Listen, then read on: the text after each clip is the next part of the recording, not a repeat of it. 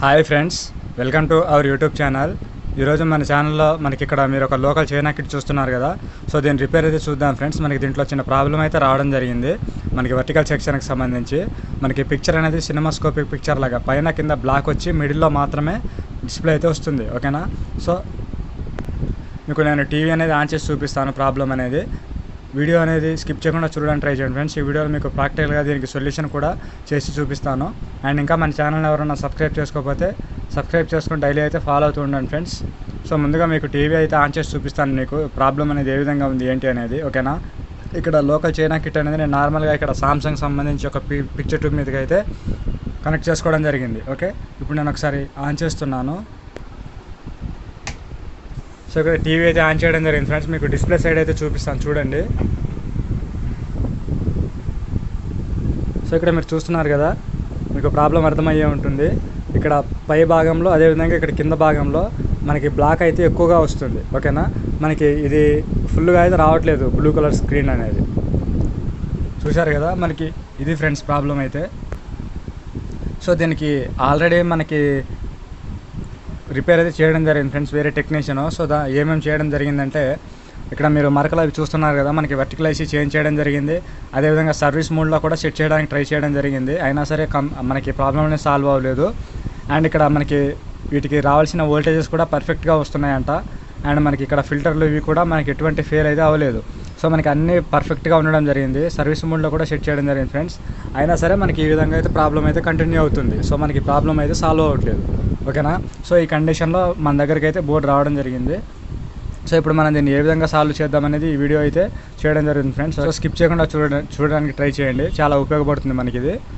ఇక్కడ మీరు చూసుకున్నట్లయితే ముందుగా మీకు అవుట్పుట్ వోల్టేజెస్ అనేది చెక్ చేసి చూపిస్తాను ఫ్రెండ్స్, ఏదైనా వోల్టేజ్ అనేది ప్రాబ్లం ఉందా అనేది. సో ఇక్కడ మీటర్ని డీసీ రేంజ్లో సెట్ చేసుకోవడం జరిగింది. అండ్ ఇక్కడ ముందుగా మెయిన్ అవుట్పుట్ వోల్టేజ్ ఉంటుంది కదా. సో ఇక్కడ చూసుకున్నట్లయితే మనకి 111 volts అయితే వస్తుంది, మనకి పర్ఫెక్ట్గా వస్తుంది. ఓకే. అండ్ నెక్స్ట్ ఇక్కడ వర్టికల్ సప్లై చూసుకున్నట్లయితే మనకి 27.6 27.5 ఆ విధంగా అయితే వస్తుంది. ఓకేనా. మనకి వర్టికల్ సప్లై కూడా పర్ఫెక్ట్గా ఉంది. అయితే మనకి వోల్టేజ్ అనేది ఐసీ వరకు రీచ్ అవుతుందా లేదా అనేది చెక్ చేసుకున్నట్లయితే, సో మనకి ఇక్కడ ఐసీ దగ్గరికి రీచ్ అవుతుంది ఫ్రెండ్స్. అండ్ నెక్స్ట్ మనకి ఇక్కడ నుంచి ఇక్కడ ఒక డయోడ్ ఉంటుంది కదా. సో ఆ డయోడ్ దగ్గర నుంచి ఇక్కడ ఈ పాయింట్కి అయితే వస్తుంది వోల్టేజ్ అనేది. సో ఇక్కడ కూడా వస్తుంది పర్ఫెక్ట్గా. ఓకేనా. మనకి ఇక్కడికి సంబంధించిన వోల్టేజ్ కూడా పర్ఫెక్ట్గా వస్తుంది. అండ్ ఇక్కడ మనకి ఫిల్టర్ దగ్గర ఒక 12 or 13 volts ఆ విధంగా వస్తుంది కదా. సో ఇక్కడ చూసుకున్నట్లయితే సో మనకి ఇక్కడ 13.5 ఆ విధంగా అయితే వస్తుంది. సో ఈ వోల్టేజ్ అనేది మనకి ఇక్కడ యోక్ సప్లై కోసం అయితే యూజ్ అవుతుంది. సో ఇక్కడ చూస్తున్నారు కదా, నేను యోక్ దగ్గర చెక్ చేస్తున్నాను. సో ఇక్కడ కూడా వోల్టేజ్ అనేది పర్ఫెక్ట్గా వస్తుంది. సో ఈ విధంగా వోల్టేజ్ పర్ఫెక్ట్గా వస్తుంది, ఐసీ దగ్గరికి రీచ్ అవుతుంది అంటే మనకి ఐసీ వోల్టేజ్ అదేవిధంగా ఫిల్టర్లు ఇవన్నీ సరే పర్ఫెక్ట్గా ఉండడం జరిగింది. ఓకేనా. సో ఇటువంటి కేసులో ఇప్పుడు మనం దీన్ని ఏ విధంగా రిపేర్ చేయాలి. సో ఇక్కడ చూసుకున్నట్లయితే మనకి ఒక చిన్న ప్రాసెస్ అయితే ఉంటుంది ఫ్రెండ్స్. ఇటువంటి ప్రాబ్లమ్స్ వచ్చినప్పుడు ఎక్కువగా మనం షార్టింగ్ ప్రాసెస్ అనేది యూజ్ చేయడం జరుగుతుంది. ఏ విధంగా అంటే ఇక్కడ మనకి యోక్ సంబంధించి జాగ్ ఉంటుంది కదా. సో దీనికి సంబంధించిన ఫిల్టర్ అనేది మనకి ఇక్కడ ఉండడం జరిగింది. ఓకేనా.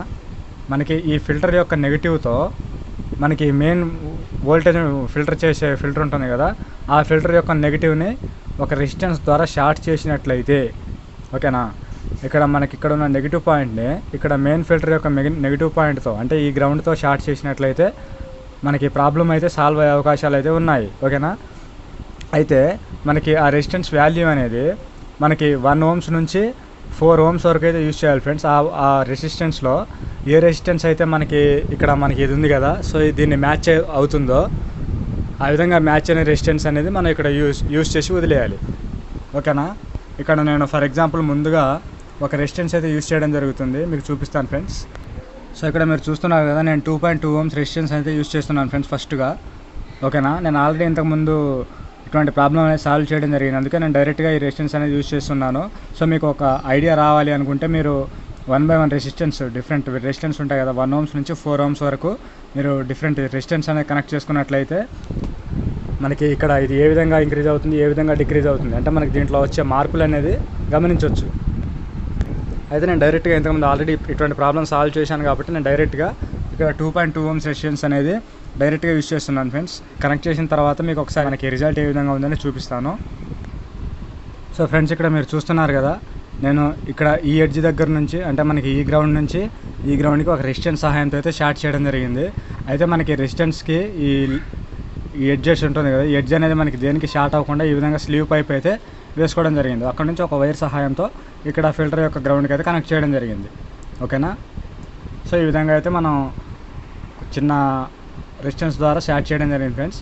ఇప్పుడు ఒకసారి ఆన్ చేసేసి టీవీ అనేది చూద్దాం మనకి రిజల్ట్ అనేది ఏ విధంగా ఉందనేది. సో ఇక్కడ నేను టీవీ అయితే ఆన్ చేసుకోవడం జరిగింది ఫ్రెండ్స్. ఇప్పుడు ఒకసారి మీరు డిస్ప్లే సైడ్ అయితే చూడొచ్చు. సో ఇక్కడ ఏవి ఆటో ఓకేనా, మనకి ఫుల్గా అయితే వచ్చేసింది. సో మీరు చూశారు కదా, మనకి ఇక్కడ ఏవి ఆటో అదంతా మనకి మరీ పైకి అవ్వలేదు, మరీ కిందకి అవ్వలేదు. నార్మల్గా మనకి 21 ఇంచెస్లో ఏ విధంగా అయితే వస్తుందో ఆ విధంగా పర్ఫెక్ట్గా అయితే రావడం జరిగింది. ఓకే.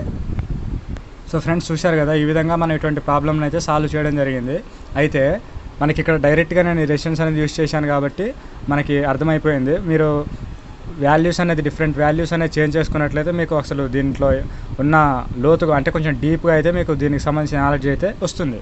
ఓకే ఫ్రెండ్స్, చూశారు కదా మనం ఎటువంటి ప్రాబ్లమ్ని ఏ విధంగా సాల్వ్ చేశామనేది. సో వీడియో నచ్చినట్లయితే లైక్ చేసి సపోర్ట్ చేస్తూ ఉండండి. Thank you for watching.